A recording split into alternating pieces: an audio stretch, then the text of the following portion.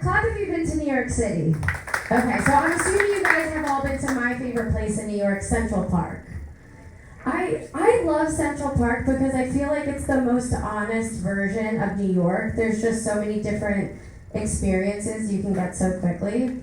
Like there's always a French couple and they're in love by the pond and they're romantically kissing and making out. And then there's a guy jerking off to the couple making out. And then you walk 2 more steps and there's a guy jerking off to the guy jerking off to the couple making out.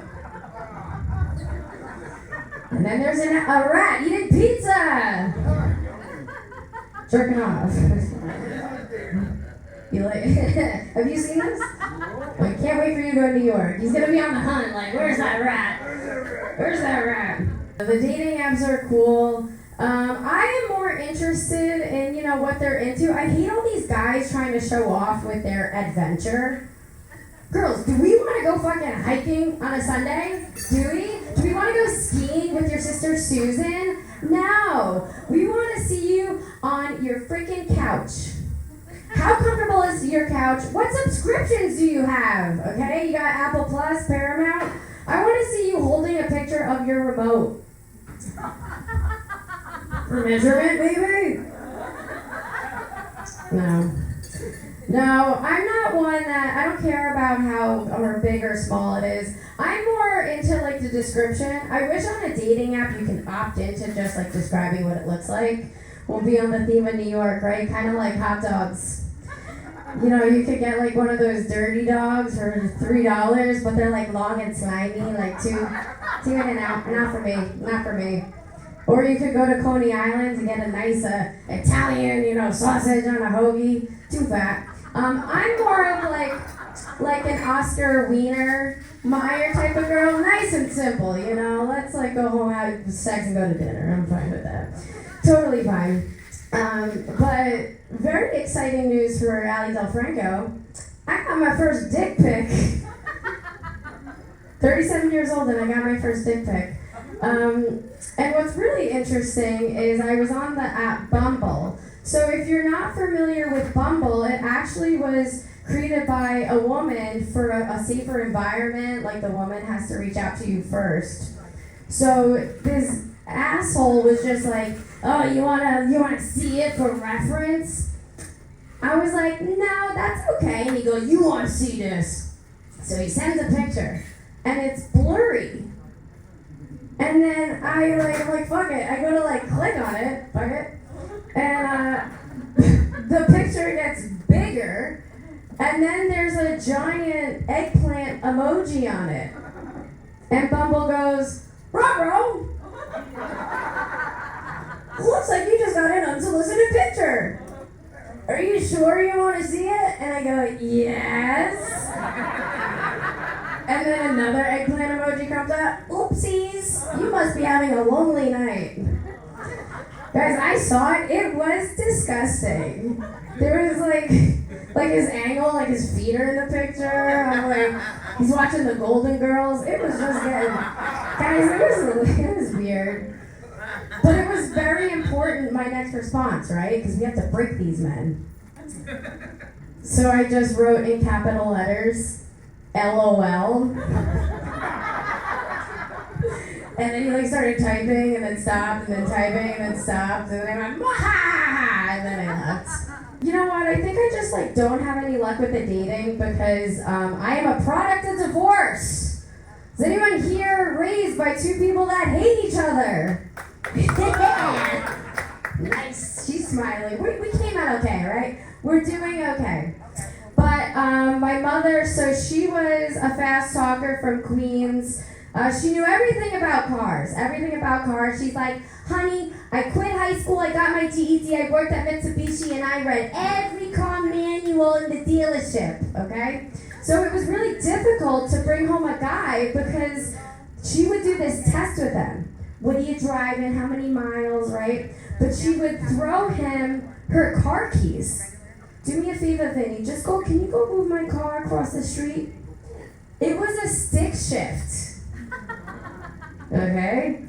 So if he didn't know how to drive a stick shift, she's like, get the fuck out of my house. You're not dating my daughter. Yeah. That was Susan. It's kind of ironic because I can't even change a tire. Guys, I don't know how to properly exit out of a roundabout. I just close my eyes and hope for the best. I just pray to Jesus. I'm still alive. Yes. Take the wheel. My father, he actually was also a car guy. He was from the Bronx, and he was 5'2", little Italian, right? I've only ever seen my father in a white beater, a suit, or a Yankee jersey. Always had a gold chain with a dice charm on it. I basically was raised by Joe Pesci, okay? You motherfucker, you! That's how I was raised. I was very familiar with weapons growing up. Like, I'm sure, your parents, maybe they taught you to drive. Did they put a hammer underneath your floor mat? Just in case you need to, beat somebody's face in with a hammer?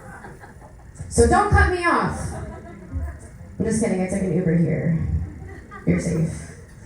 But yeah, my father met my mother at the car dealership.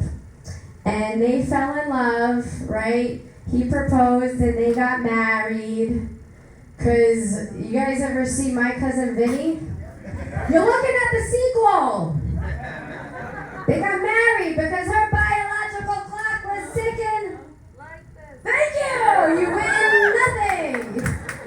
Table 40, I'll give you, I think I have $5 in my bag. You win. But no, so they, had a couple years of love, popped out some kids, and had a very passionate divorce. Lots of, you bastard! I never heard the term my ex-husband or David. It was always, you bastard! But, yeah, anytime I, hear stories about my father, I never, hear his name, not even from my mother, but people that he knew in the Bronx. Anytime I hear stories about my father, they call him Big Dickie. Big Dickie. And his name wasn't Richard. It was David. Little guy, okay? So I don't know who saw him in the locker room. Or if my mother got drunk, had too much wine, and told everyone that her husband had a big dick, and I'm sure she regretted it. But that was Big Dickie. So anytime we walked into a barbecue, a family event, oh my God, Big Dickie's here! That's Big Dickie! He's like carrying it, right? But it was just like really unfortunate for my brother, David Jr., because you know what they called him? Little Dickie! Oh my God, the confidence for that poor man. Little Dickie. So he'd follow my dad. Oh my God, it's Little Dickie! They brought Dickie Jr. Dickie Jr.'s here. My brother walks in like, I have a big dick too. I'm convinced that's why my brother's away message on profile, like AOL and AIM used to have the away messages. It was always 8.5. And I don't think he was a Fellini fan. So, yeah. It is kind of cool though, like knowing that if I were a male, I'd have a big dick. I don't. Thank you, God. But no, we were talking about this earlier, me and Misty, about like, it's hard being a woman, right? Like there's so much shit, like all the comics I travel with, they have like a backpack, or like one little cute suitcase. Girls, we have to carry a whole fucking bag of shoes. Here's my makeup bag, my shoe bag, right? My bag, I'm angry that I'm a woman bag, like everything. But yeah, the one thing that I am glad of that I don't have a penis, I'm going to end you guys with this. This is not how I should end it with you guys, but we'll get into it. Is I just I'm around all these guy comics so much, and I'm like, oh man, like what would I do if I was on stage right now in front of you fine 9 p.m. people and got a boner? I think about it all the time. I'm like, what would I do if I got a boner? I'm like, is that why they have the stool on the stage? Guys, I'm Allison Del Franco. You have been amazing. I'm going to bring it back.